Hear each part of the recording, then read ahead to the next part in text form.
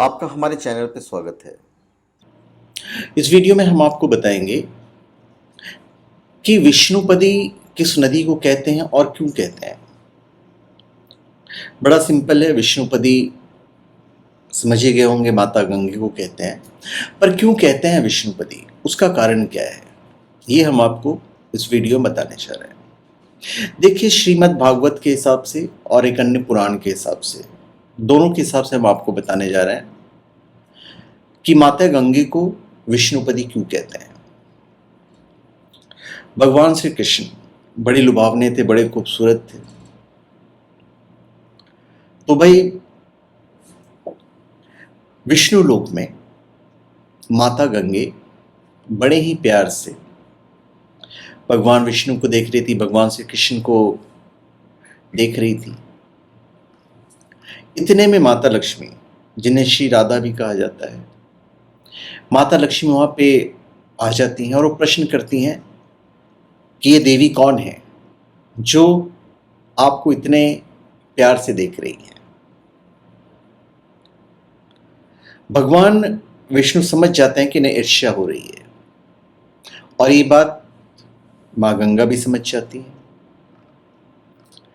तो मां गंगा जो है वो भगवान विष्णु के पांव में, नख में समा जाती हैं,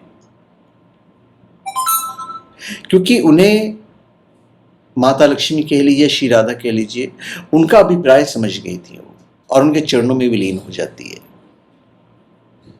तब सब मिलकर माता गंगा को बहुत ढूंढते हैं, पर वो कहीं नहीं मिलती हैं। सभी जगह जल का अभाव हो जाता है।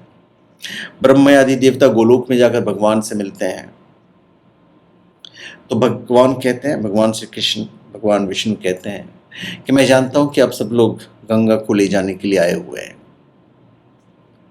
तो भाई कुपित राधा जी तो उनका पान कर जाना चाहती थी, किंतु इस समय वो मेरी शरण में है। यदि आप गंगा की पूर्ण रक्षा कर सकें तब मैं उसे दे सकूंगा।